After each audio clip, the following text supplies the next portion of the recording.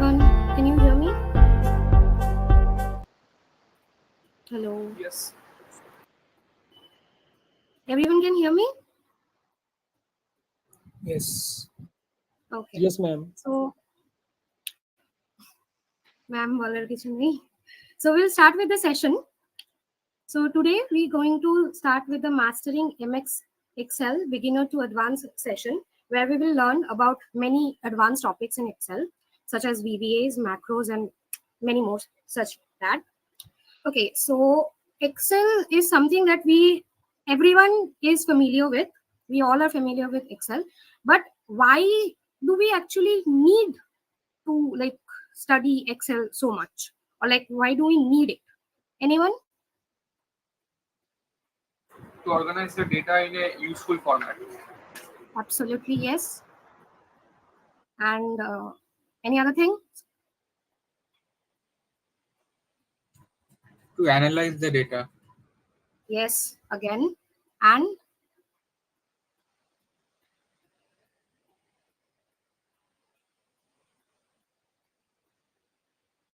anyone? Excel can be used to draw graphs and Draw bar graphs and charts charts. to Yes. And really represent the data. sorry, I didn't get you. Hello. Excel can be used to draw graphs, charts to easily represent the data. Yes. And moreover, it also helps us with personalized calculations and complex calculations, right?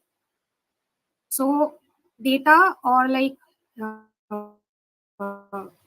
data analytics is a booming profession now, and everyone from the IT sector needs many skilled professionals in their field. So Excel becomes a very powerful tool to upskill ourselves, right? So Excel allows users to create complex formulas, perform statistical analysis, visual data with charts and graphs, and financial modeling and analysis. Okay. Can we go to the next slide? So we'll start with the basics of Excel, totally the basics of Excel, which is the overview of the Excel sheet. I'll be presenting the sheet to you and I'll start explaining that. Okay.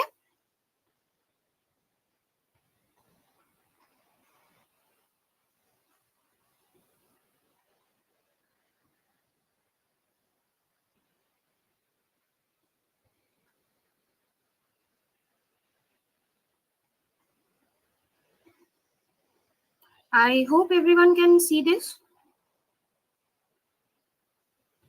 Yes. Everyone can see this, right? Yep. Okay, so this is how our Excel spreadsheet looks like. So from the top, if we start, we'll have the toolbar. These are the toolbars. We all know that. Then these comes the ribbons. We also know this. This is the name box where we can name the cells and we can display what is inside that cell. These are the row numbers and these are the column numbers, right? And these rows and columns make what?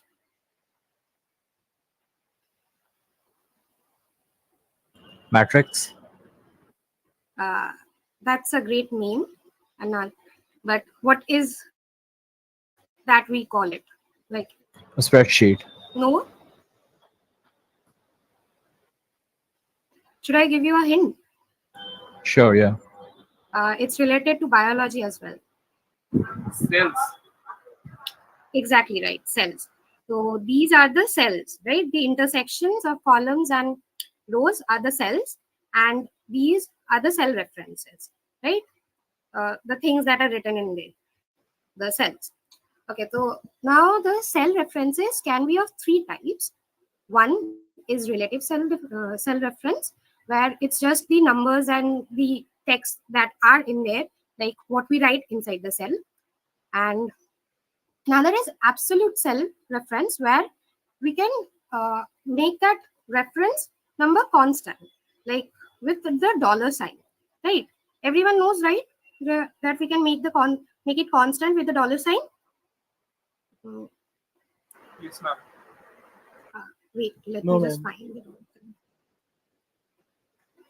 Uh, let me just find the dollar sign. Wait.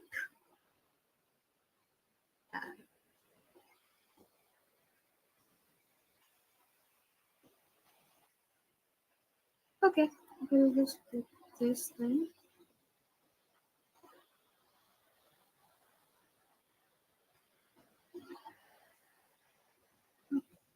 I'm sorry for this.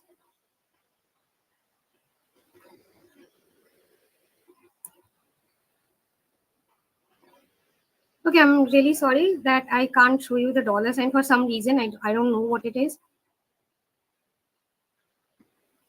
Okay, let's let it be there. We'll go to the, oh, okay. The third of that cell reference is the mixed cell reference, where we use a dollar sign as well as the normal cell reference, right? It's a mixture of relative and absolute cell reference. Okay. Now we'll start with the basic formulas of the spreadsheet. We know, I'm sure all of us might know the basic formulas of Excel sheet, but we'll just recapitulate it again. Okay. So shall I start? Yes, ma'am. Yes, ma'am. Okay. So first thing that we need to keep in our mind is that when we write a formula, the most important thing is that it starts with a equals to sign. Okay, that is a difference between a function and a formula. Functions are the predefined uh, programs that are in the spreadsheet, but the formula starts with the equal to signs. So first we'll do the sum sign. Okay, so this is the syntax of the sum. I will add all these numbers. We can see that this is a mark sheet kind, like a random mark sheet. So we'll add this.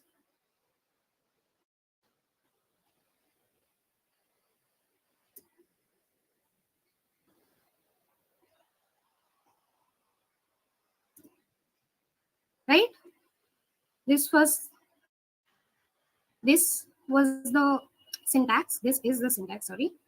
This is the syntax of the sum, and we do not really need to like repeat it or type it again and again. What we can do is click this small button and drag and drop, like autofill, and it fills all the cells,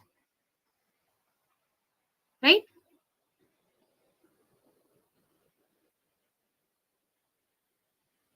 Is that clear with everyone? Yes, ma'am. Yes, ma'am. Okay. Okay. So the next one will be the average. So it's again a really simple formula. It starts with an equal to sign, and just like the name suggests, that it will have the average word. Sorry. Okay. I'll do the average of the total marks. Okay. So what we can do is here we'll click this 650 and we can drag and drop. This will automatically fill the syntax. And this is our average. Okay, moving on to the next one, which is max. As the name suggests, that it will like give us the maximum number. So let's write this syntax.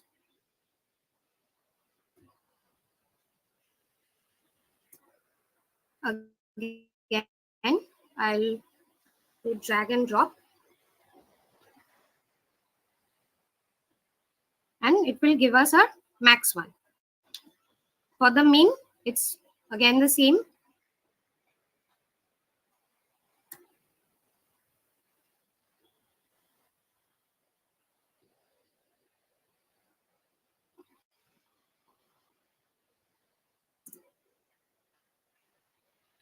And for medium, can anyone tell me what will be the syntax of the medium? Equals median. Equals median, very good. And Now just drag and Then drop from where you want to calculate. where do we want to calculate? What do we want to calculate? The median of the total marks. So you can click on the J2 and drag and drop it until J10. Yes, we got the median marks over here and this count. Okay, so count is something that like counts. Okay, that counts the cell or the values in the cell. One thing we need to keep in mind that count does not count the values which are in string, right? It only counts the numerical value. So like, for example, we'll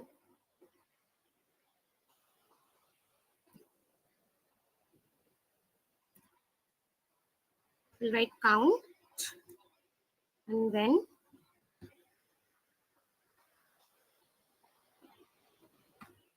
we'll select our array and it will come 72, right? The thing that I was saying, it does not count the ones with string values.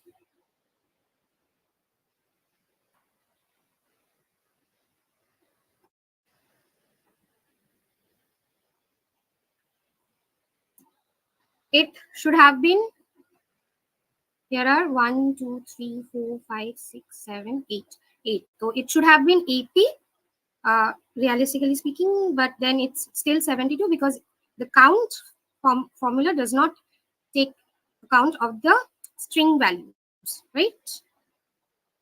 Okay, these were the basic formulas. Now, coming to the logical part of the formulas, which is if, not, or, and, once. So I'll write the if statement first. Is like for grade. Okay, uh, tell me an arbitrary value for which everyone will like pass.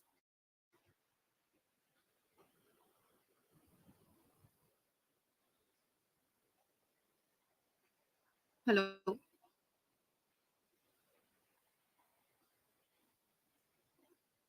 40, Hello. 40. 99.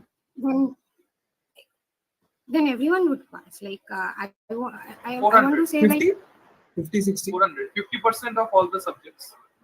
Some of all the subjects. no, it will be the total marks which will decide who will pass and who will fail. So like give me a limiting cap.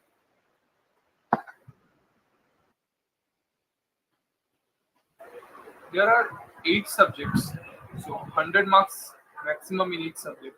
800. So 50 of that, 400. Then everyone would pass. Then make it 60%. 65% of 550. 800. 550. Okay. Well, what's the problem in everyone passing though? I don't really want them to pass. I'm a very bad teacher. Engineering mechanics teacher. Yeah. Okay, so as it suggests that we have to give the logical test. So the logical test here would be A2, sorry, J2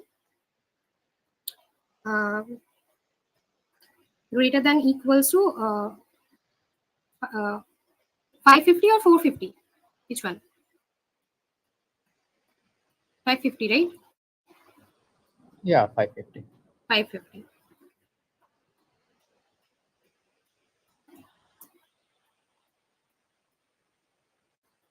Then we'll give the value if true. If it's true, we'll write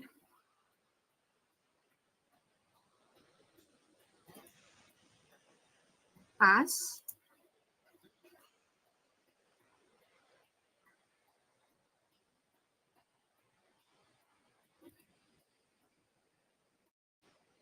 So this is our criteria. This is the value that will be if it's true, and this will be the value if it's false. So he passed, of course, because he's the topper. And we can just autofill this. And by this, we can see who passes and who doesn't, right? Okay. this was the logical part, and I'm sure everyone knows what and, or, and not means. So I'm not going into that. I'll move on to the statistical formulas, which has sum if, average if, and count if. So this is another data set, okay, a small data set which we will be working with for sum if, average if, and count if. Okay. So for sum if,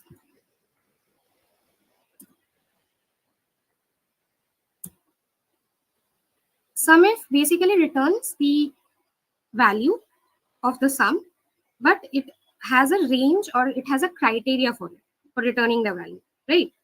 So we'll give the range. So let us take this as the range.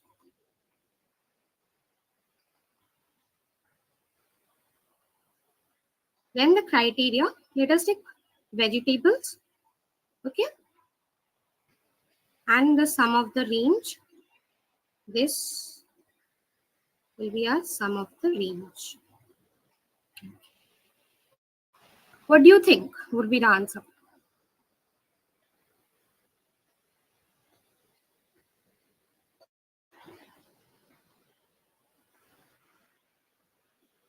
Anyone?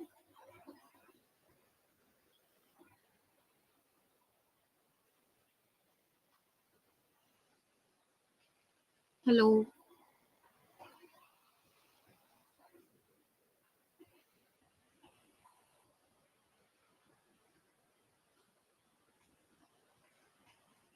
Hello. 500 to 160. Is something wrong with my laptop or like I don't know. No, No one ma'am. is speaking. It's possible. Will the addition of the vegetables part 1600 plus 805 plus 900? Exactly, correct. Absolutely correct. So it will return us the value of the vegetables category, right? Because we have chosen the vegetables and it will give us this criteria.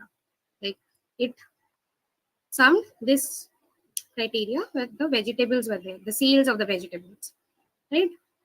Okay. Tell me what will be the answer of this.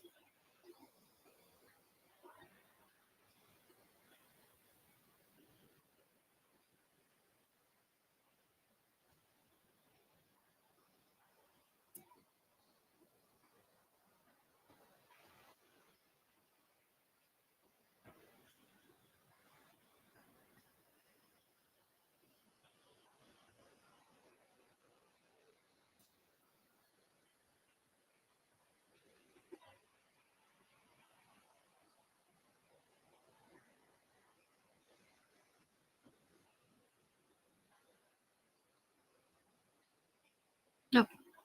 Tell me the answer of this. Anyone?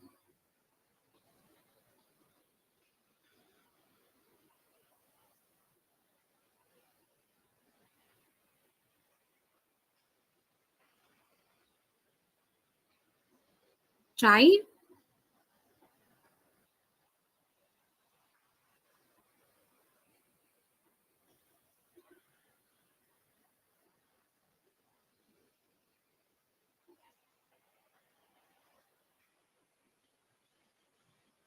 Tell me what do you think this will give?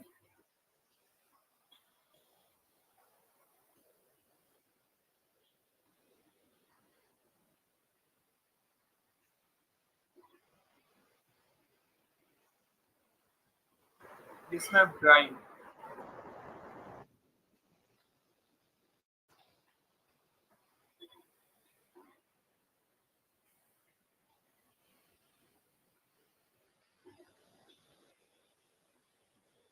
Okay, let's see. No one could answer that. It gave us the value or the sum of the sales of the food which has S in them. The carrots one plus the potatoes plus the mangoes. It gave us this. That's why it was the syntax was really weird, so I couldn't understand what's going on. The star S means that it finishes with S.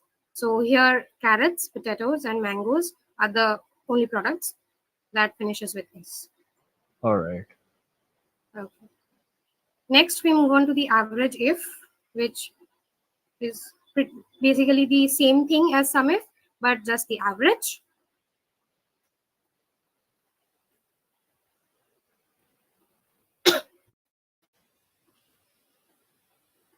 Again, the range.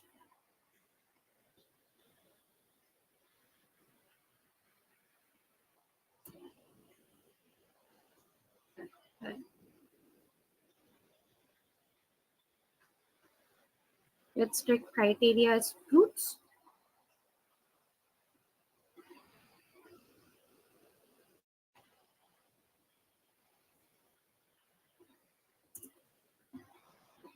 And it gave us the average of the sales of the all the fruits, right? Yes, ma'am. Okay. Yes, ma'am.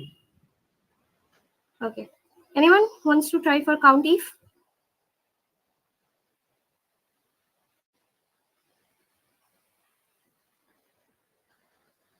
What do you think it will give? Ma'am, what's the condition? Uh, I haven't given any condition. I'm just asking you what will it give? Like, what do you think it will return?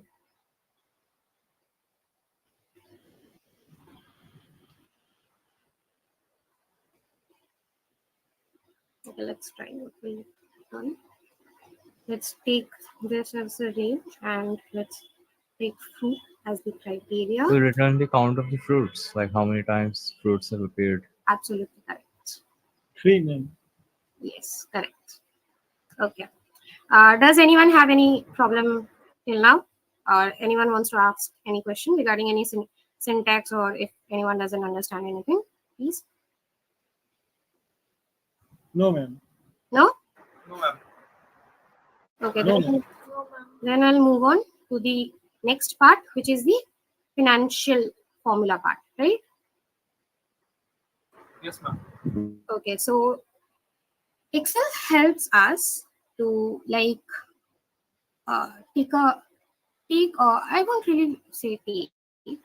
It helps us to like, what do I say? Like, we can really calculate what is the amount that we want to like what we have to repay to the bank if we take a loan, like per month EMI, just like that. Okay, so let us take this as the principal amount, and this will be our rate, and this will be our period or number of periods, right? It's year, so it's 2 years. Okay,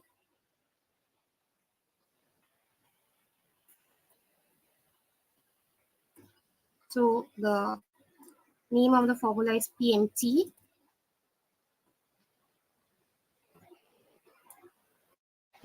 It shows here what we need to write, right?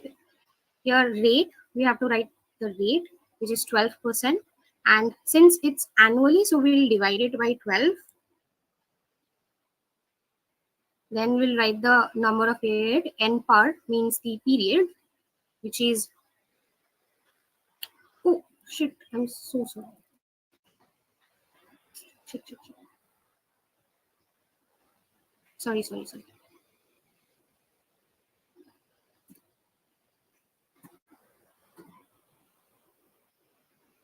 You could have just tell me. I was overwriting in this cell. You guys aren't engaging.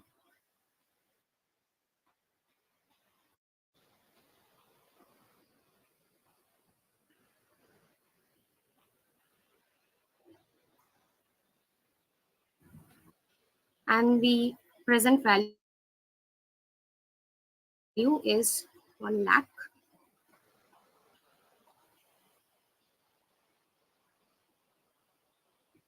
This future, wait, this FV means the future value, and this type means something that like you have to repay back, or like if you have something already that you need to pay. Um, sorry. Sorry, there's been a mistake.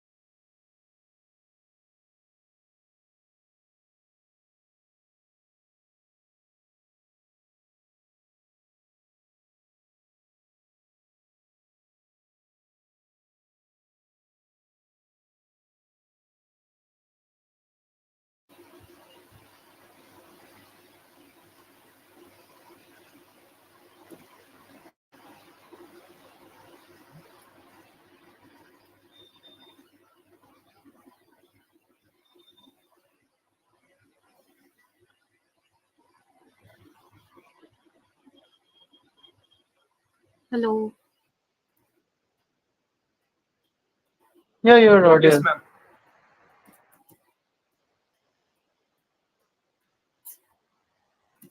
Are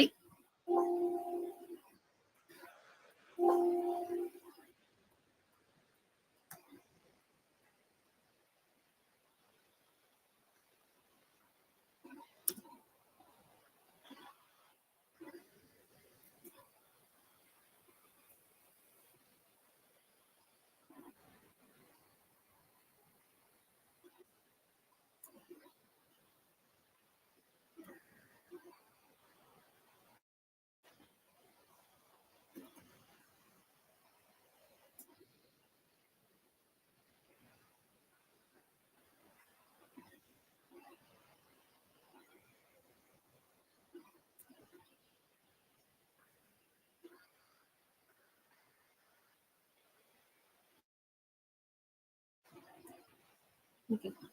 So this is the monthly EMI that we need to give to the bank. Okay. I'm really sorry. This is my first time doing this. I I'm just sorry for that. Okay. So this is the cell that has the rate in it, which we will divide by 12 because it's per annum. This is the period or for 2 years, which will multiply with 12 because it's years. And C5 is our present value, and 0 because it doesn't hold any future value, right? Yes, ma'am. Clear, everyone? Yeah, Okay. all good. Okay, I'll move on to the next one, which is the lookups. Okay, just one question I had in the last slide. Yes. Yeah, why was the output negative? Like,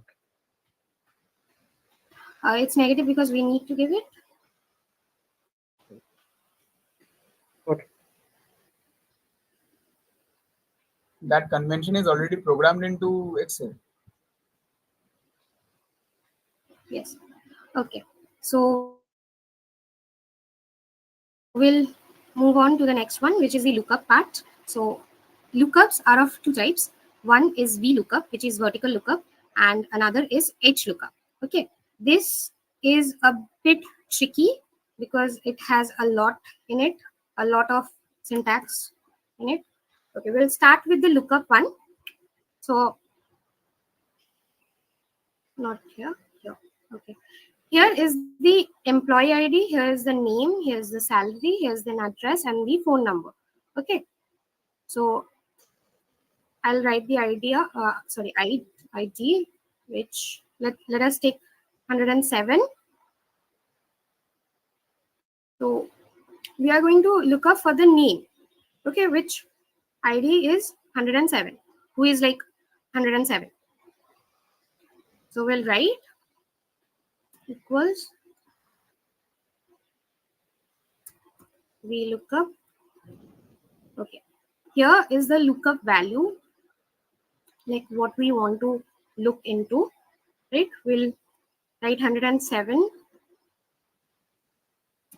Sorry, not 107. we'll write the cell number of it. Okay. Then the table array will select the whole of the table.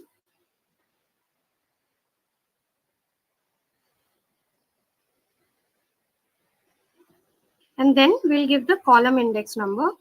So we want the name of the person. So this is first column, this is second column. We have the name in the second column, so we'll give it 2. And we want the exact match, so we'll give 0 here. 0 represents an exact match, right? So we got the William Martinez. His name is William Martinez, who is an employee who has an employee ID 107. And for the salary, we can just autofill it and we'll get his salary as well. Any questions? Okay. Instead of 0, what if we had put 1? Let's see.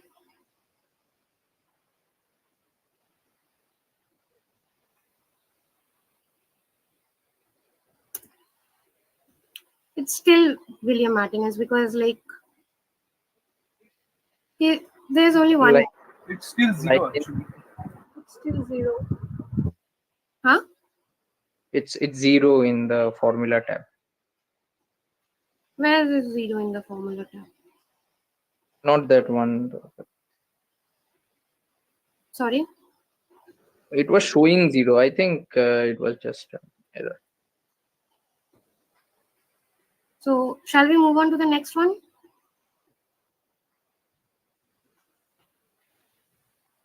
Yes. Yeah. So the address, which is the H lookup, which is the horizontal lookup.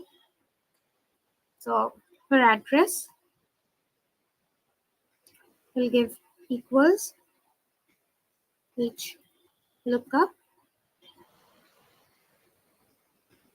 Then the lookup value in here, it's the 015, the address. Then we'll select the table array. We select the whole of the table. And the difference between VLOOKUP and HLOOKUP is that here we have to give the row index number. So 1, 2, 3. Let us take 3. And we want an exact match. So we'll write 0. And we got his address, right? We got the address. This one. It is row 3 because 1, 2, and 3 will take this row into consideration as well. Okay. In column, we didn't have to take any consideration, but for the H lookup, we have to take this into consideration as well. Anyone have any questions? No, ma'am. No? Okay, so we'll move on. I'll stop sharing the screen. Okay, we'll move on. And I'd like my friend Ayud Banerjee to take over, please. Yes, thank you so much. I think statistical formula is already explained by Meghna. So we can skip to the same EMT VLOOKUP, each lookup is all done. Thank you so much. So a pivot table is a data summarization tool commonly found in a spreadsheet software like MS Excel. It allows us to extract, organize, and analyze data in a flexible way. So basically, a pivot table is a tool to do data analysis, and we can play with data with the help of this tool. So any one of you has any idea or previous experience with pivot table? Or it's a new topic for all of you? Yeah, for me. Never used it before. Sure. So why use a pivot table first of all? Basically, there are three reasons: efficiency, flexibility, and data visualization. Often you have heard that MS Excel is used for data analysis, and pivot table is a very good and useful tool for the same. Now, pivot table often comes with built-in options for creating charts and graphs, making it easier to visualize trends. And of course, it offers flexibility. You can easily rearrange your data by dragging and dropping fields. There are four fields exactly. I will show you a pivot table. Then you can understand. There are 4 boxes: filter, rows, columns, and sum. Next slide. Can I have the next slide?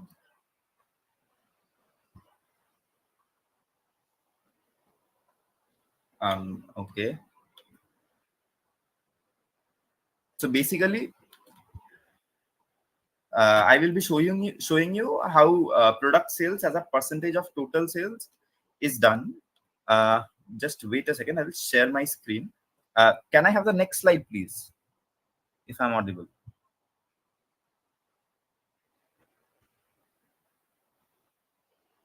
Thank you so much. So here you can see a pivot table, and the pivot table shows the sales of region wise, like Midwest, Northeast, South Central, and Southeast and West. So in Midwest, Peterson has contributed 11.71%, and which is 55.98% of the total Midwest sales. For example, Midwest has done 20.91% of the total sales, and similarly Northeast has done 25.85, and if you add up this 20.91, 25.85, and so forth, then you will get 100%. So we can analyze the data that in Midwest the best performer is Peterson, having 55.98% of the total share of Midwest sales. Now I will share my screen to visualize the data better. Can I share my screen? Can you please give? Yeah, you can share your screen. Thank you. Entire screen.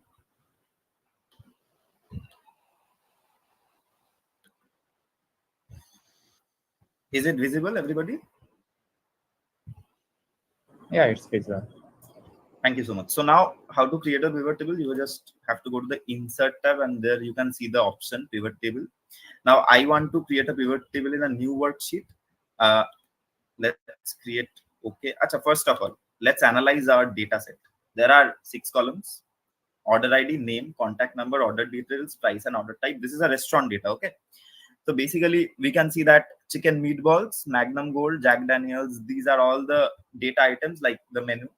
And this is the price of every item. And the order type, there are 3 order types: dine, online, and takeaway. Now, a data set is given to me. I need to analyze which is the best seller item in the restaurant. What is the percentage of online orders to dine in. Now, let's go to the sheet 2. This is our pivot table sheet. Okay. So here we can see the 4 attributes: filter, column, rows, and values. Now we just need to drag and drop the column headings. For example, I need to determine the best seller item. Now, looking at the sheet, I cannot really, this is a very jumbled up option, and I cannot analyze the data properly. So basically, if we drag and drop these 2 rows, then we can see that these are the items. Every item is written there, and all the duplicate items are just erased. So there are 10 items we can see in the row labels. I have dragged and dropped it in the row column. Now let's give the sum of values to the price. Now we can see that chicken meatballs has been ordered for 4,880. It is the best seller. We can just left click and summarize values as percentage of grand total.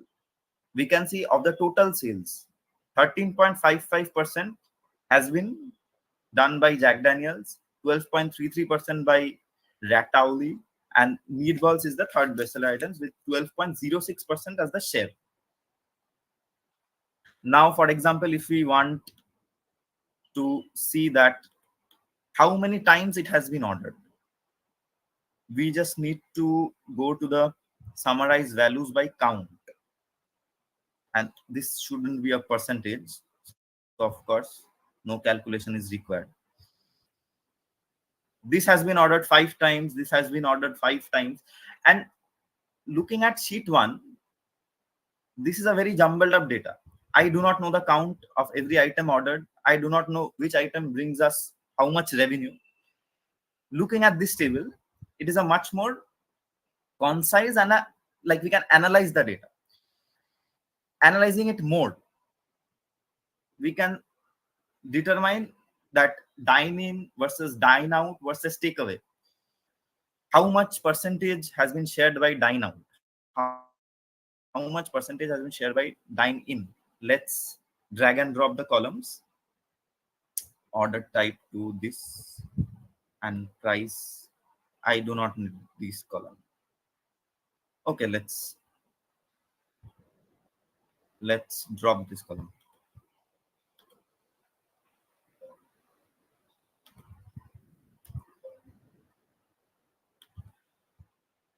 This will affect the pivot table. Okay, not a problem. I will just shut. Yes.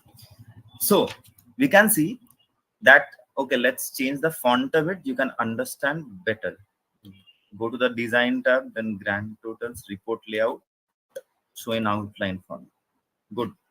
So now, basils and cheese spaghetti has been ordered with a sum of rupees 2,920. Dine-in share is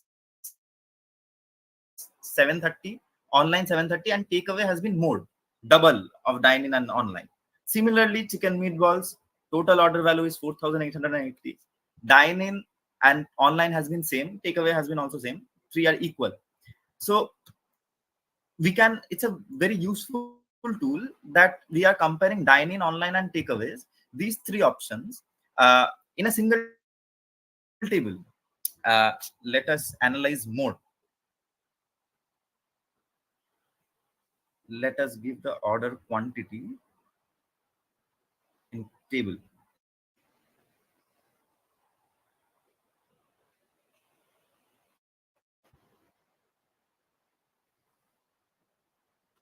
So here is a table. So you can see right away that the grand total, and it's a like the grand total is there are 2 columns, the first one and the last row. Both gives us dine total of the total dine-in value, total online value, total takeaway value, and grand total. And this has been singly, like chicken meatballs dine-in is 1626, online is 1626, and grand total is, actually we don't require this grand total much. This requirement is extremely important because total dine-in value of summation of all the items is this. We can see that this restaurant is mainly generating revenue from dine-in, then online, and then takeaway.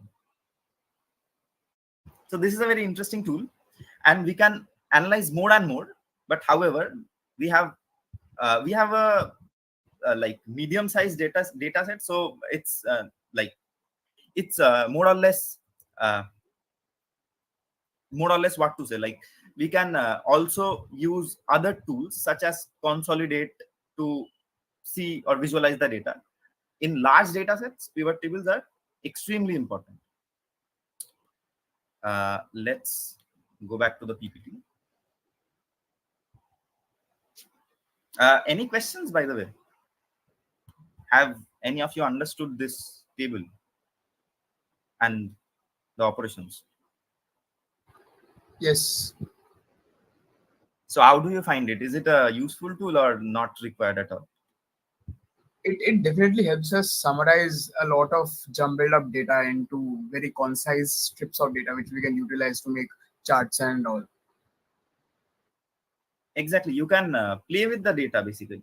You just need to drag and drop like everything as I showed you. Uh, these are the columns, rows, and values. So I can also have the, for example, I need to go to remove data, right? Expand. Let's ungroup it.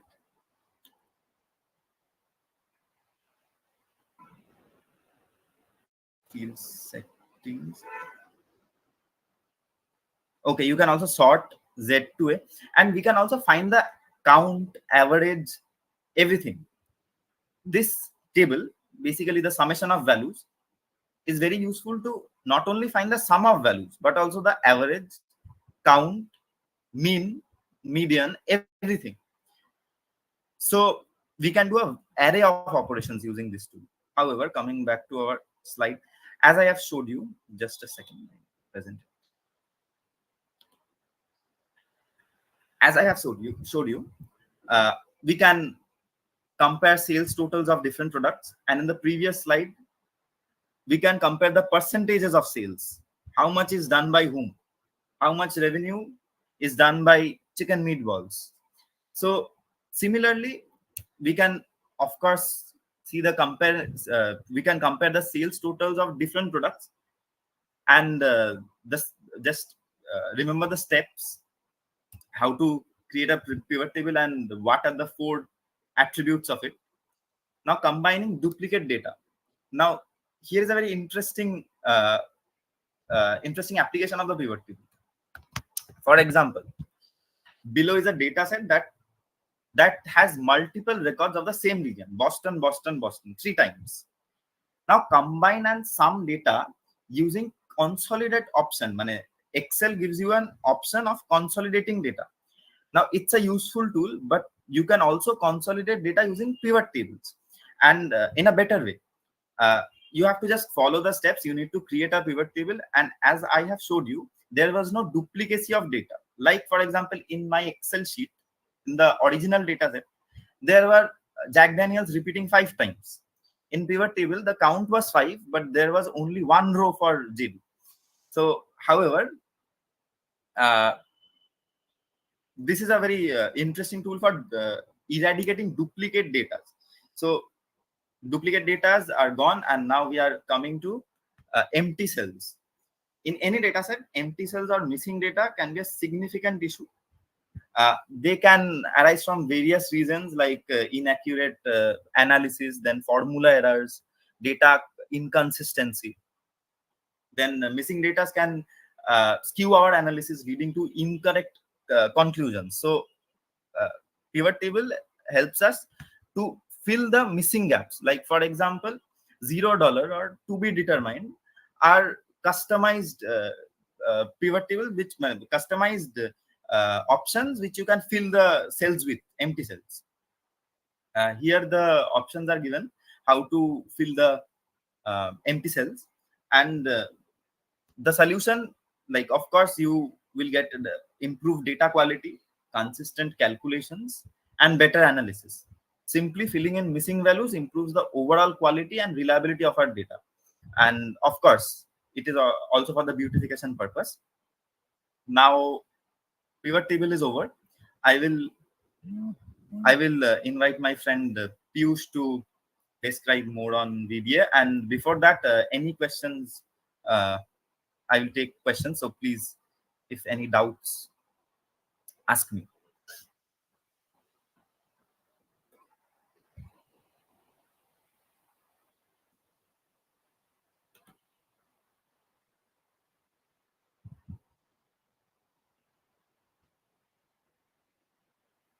Anyone? Did you all understand the concept of pivot table? Yes. Do you find it useful, or basically like you need to try it out yourself? Because in a data set, uh, a pivot table is a very useful tool to analyze the data and get a very concise analysis. So unless and until you get the feel for yourself, you won't completely 100% understand. So anyways, moving to Piyush. Well, thank you, Ayush. And guys, we are here with VBAs and macros. Is there anyone who has worked with macros or VBA before? Excel. Anywhere. I'm opening this discussion for all, so I need a bit of interaction. It's almost 10 and we need to wrap it up fast. But I think this is the part for which you all guys have been joining into the session. So, has anyone worked with a VBAs or macros before?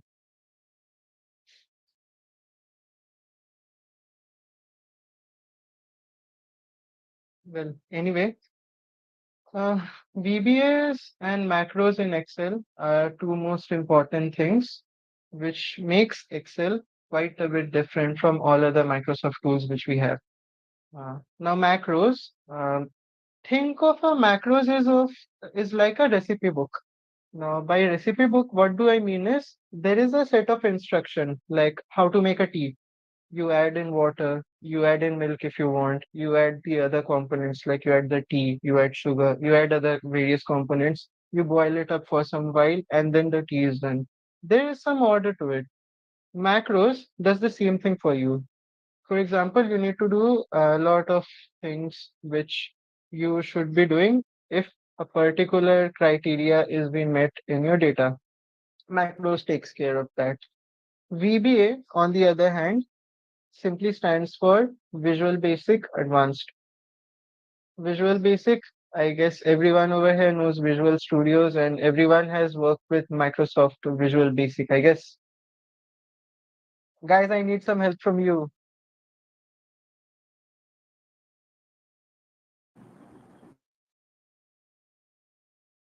Well, anyway, VBA over here stands for Visual Basic Advanced, and this instead gives you the code editor for the same program. So over here you can change and make change, and you can modify, you can add in anything over here which you want in your work. Now, as it is, you can see by the cube, VBA is a programming language is used to create and deploy macros. It is a programming language. Yes, there is a script. Yes, there are codes like if, else, for loop, while loop, designing a function and all. Just a head start, VBA is an object-oriented programming language. Does that ring a bell, guys? Yes. Yes. Can Yes. you name any object-oriented programming languages? C++, Python. No, Python. Java. Python. Java. Yes, yes, C++, Python, Java, anything but C, and to some extent JavaScript. But moving on, it is an object-oriented programming languages. It works on the, so it has all the eight complement components which you need. You have encapsulation, you have data, you have data abstraction, you have modularity, you have class interference. I think so. There is a scene. Although I haven't tried out with myself, but going on the definition which I have found on the Microsoft's website, it is an object-oriented programming languages. So probably it also allows polymorphism and it allows inheritance. So moving ahead to the next slide, uh, what a VBA is used for? Of course, it's used for writing macros because you are defining. So guys, you all have worked with C program before, right? In your first year, first semesters or second semesters, right? Yes. Some of you might have the Yes. examinations right ahead in the next days.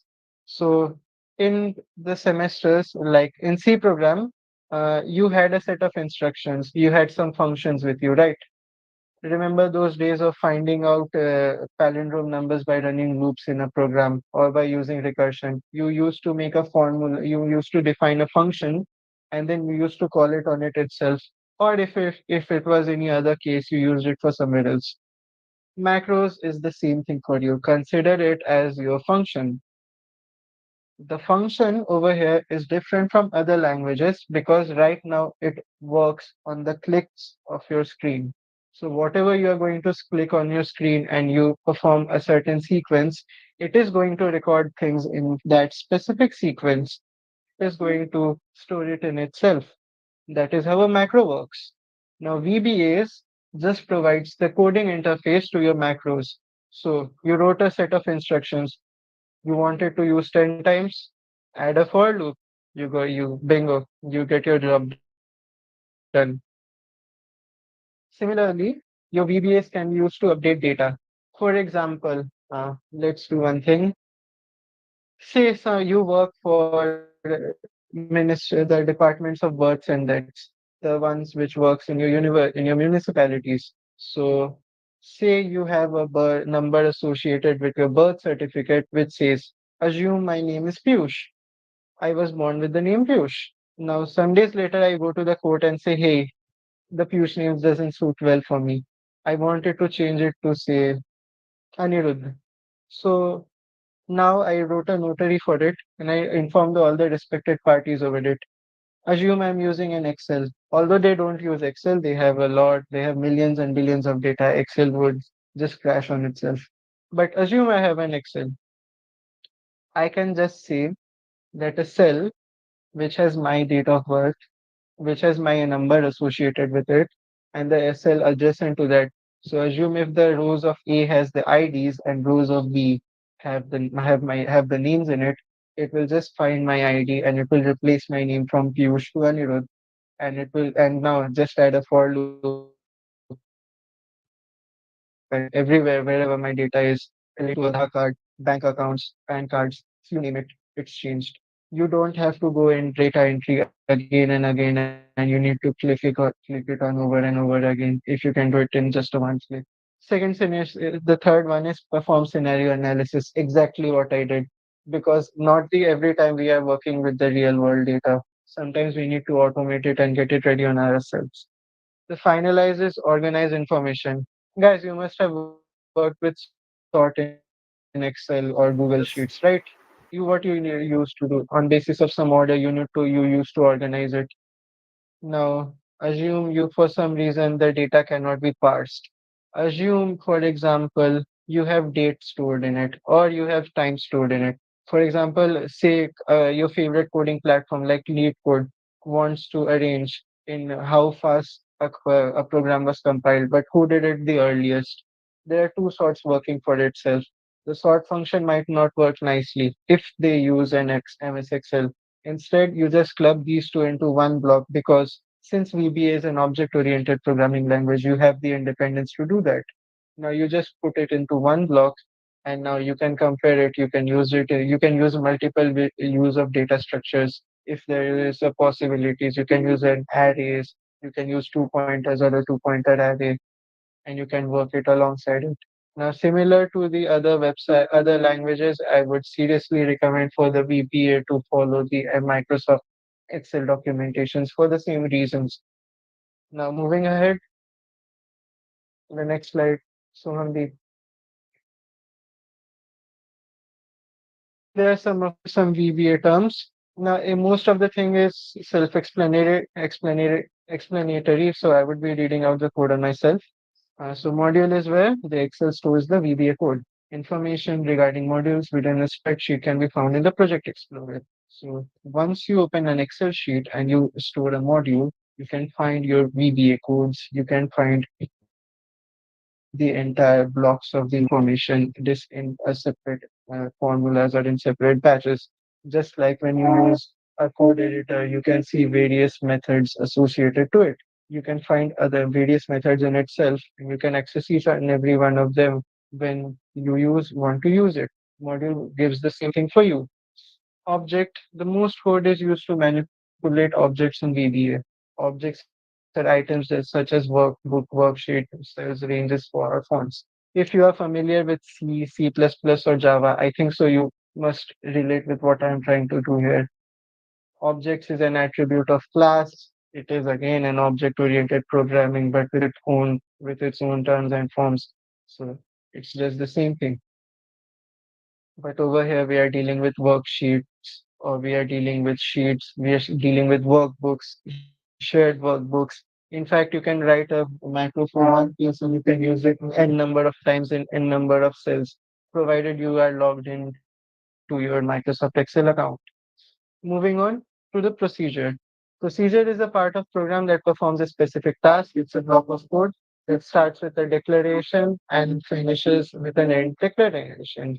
It's just simple, like how to tie a tie. You can't tie a tie unless you have put it and hooked it in your collar. There is a procedure associated to it. Or remember the example where I said how to make a tea. There is a procedure. It's the same thing. When you find a cell and you need to perform a certain operations, that's the procedure for you. statements. Statements in an instruction that can be broken into two types. A declaration statement is used to state something such as defining a constant or a variable value. Second, executive statements designate codes that specifies what a certain action is. A statement in a VBA is similar to a statement in any code or in any coding language you have done it.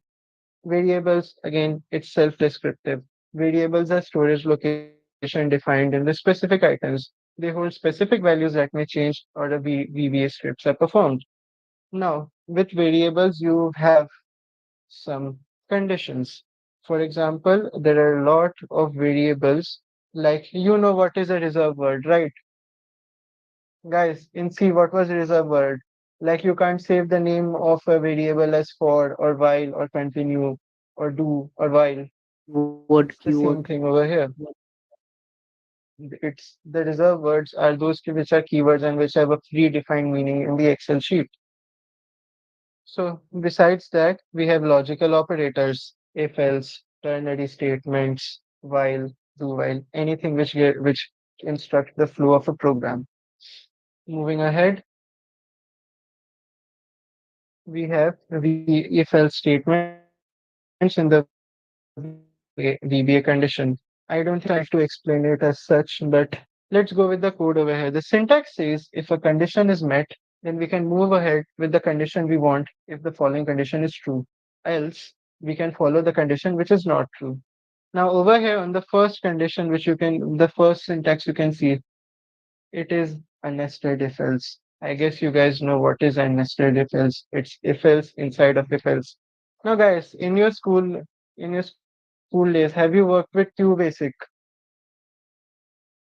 Yeah, QBasic or once. GW basic? Yeah, Yes. Can you find the syntax to be similar to that? If then else. yeah, Instead of curly braces, which we formed as the block codes, we have end if end statement, something which we also did in logos. Takes back to class 3. Well, anyways, we have the nested if else over here, where we find the conditions which are true or false, and it works in that way. Now we have an example over here which says it has a button. Now, private subcommand button click is nothing but a button. Over here, the button has some attributes assigned to it where the score is saved as an integer. As you can see, dim is a variable over here, and the result is also a variable over here of type integer and strings.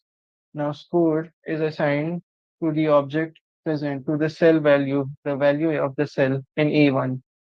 And see, it's an integer, so it took an integer value. There's a great chance you'll have error in these things, so you need to take care in this time. Now, you assign a value to it, and if the score is greater than 50, you write pass, or else you write the result in the set B. So, over here, according to this code, if I'm writing 51 over here, 51 in the cell A1, the return should be pass. But in cell A2, if I write, oh no, it's not in A2. Wait, just a problem on my side. You are only supposed to work it in cell A1 because there is no relative referencing. About it, I'll be talking it on later. So over here in cell A1, if you write 55, it says it's pass. What if you wrote 49 over here?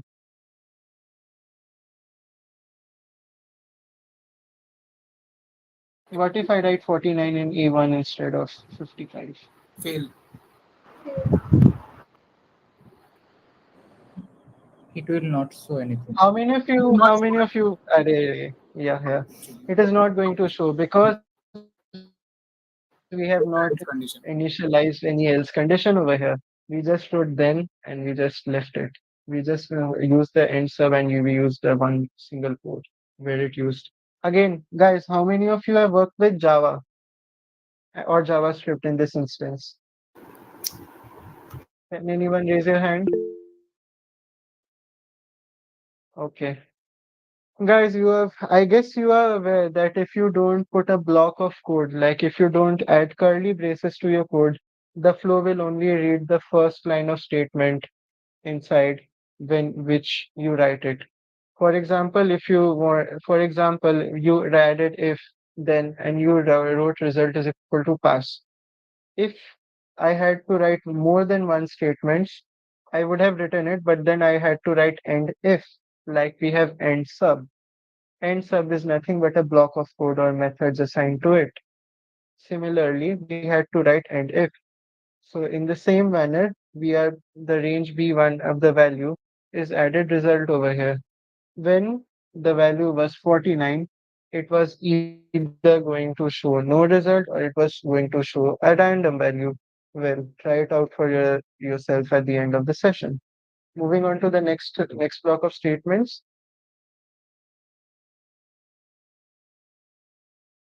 for loops. I guess everyone is aware of it, so I don't have to say much, but the syntax is for a counter variable from start to end, and you define the step value. So over here, in the example, you have the value of a as 6, and you are what are you doing is for I 0 to a in step 2, you write the message box, the value is, and you assign the variable to it.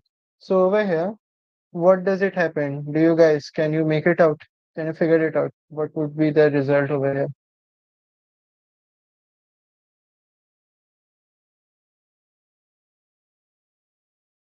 Anyone?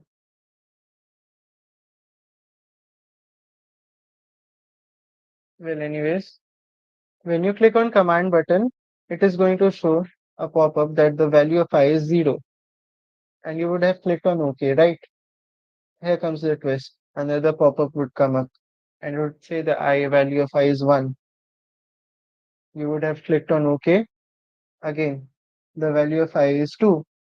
And then finally, for when you click on OK, the counter would stop. Because over here, we have initialized from I of 0 to oh, my bad. It would run till 6. My bad. It would run till 6 because we have initialized it to C. Moving on to the next slide,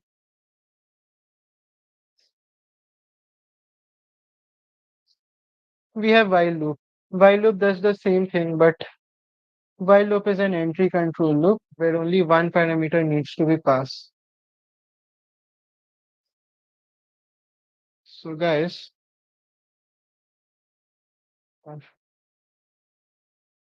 just bear patience with me. Well, yes. Anyone having any questions till now?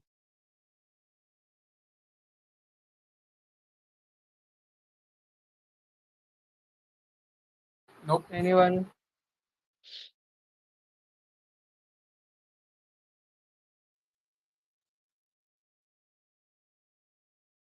Well, in that case, I'll pass it over to Sohamdeep.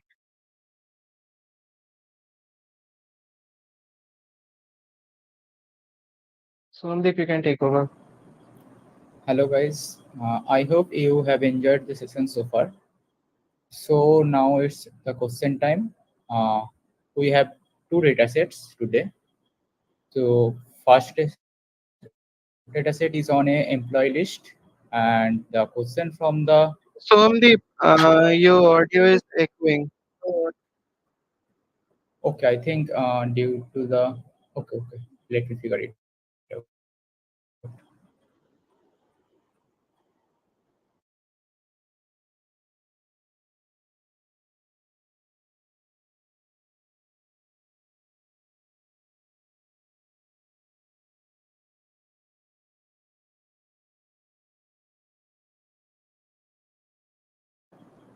Okay, now it's hearable.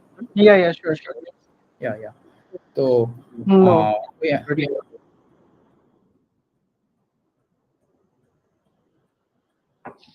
so we have two questions on each data set.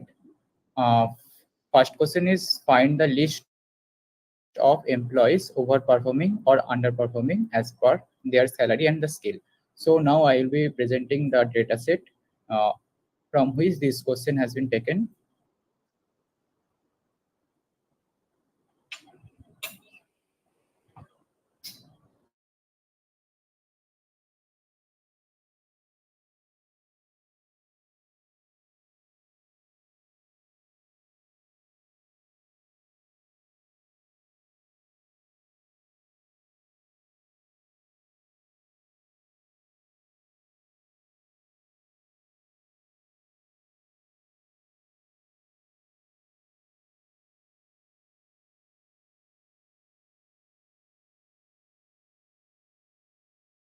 like you have to say that the underperforming and the overperforming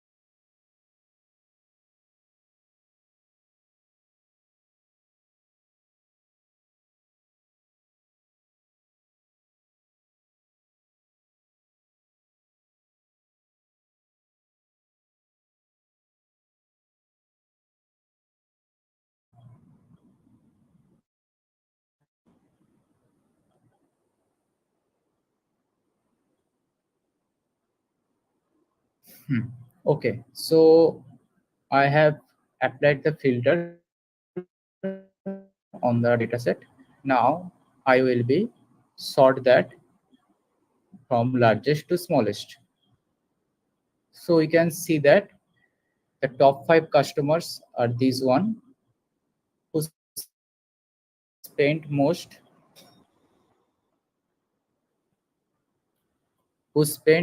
on the restaurant. And the second question is, Piyush, can you share the screen for the second question?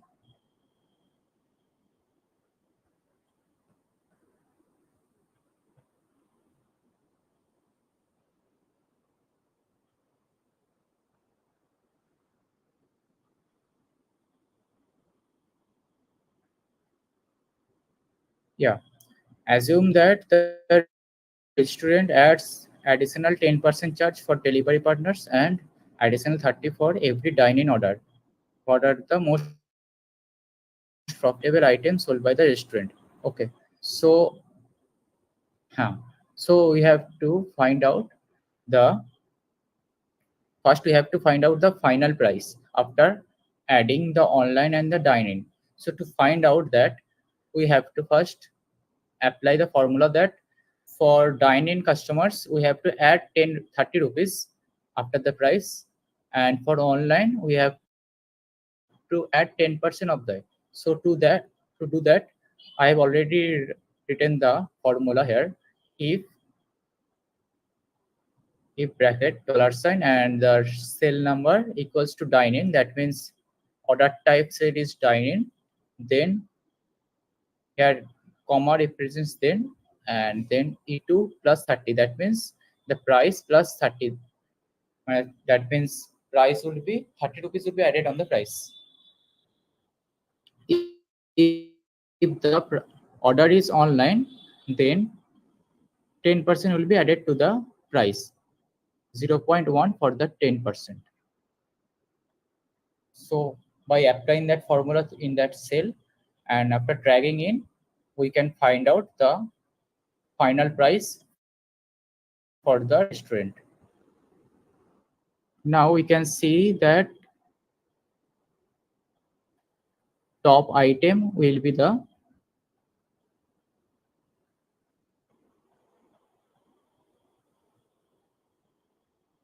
top item. That means the most expensive one will be the most profitable one here. So the Chardonnay will be the most profitable one here. Guys, do you have any question regarding this?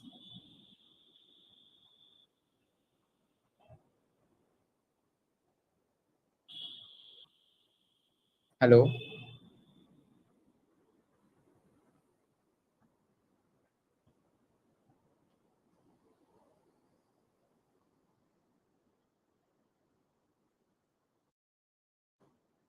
I don't think so. You can proceed Yeah, ahead. yeah. So I have already solved 2 questions on each of the 2 datasets. So I think you enjoyed the session so far. Thank you.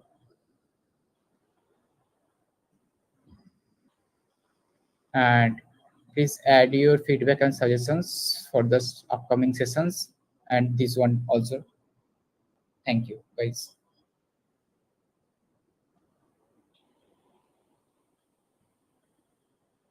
Thanks for joining the session, everyone.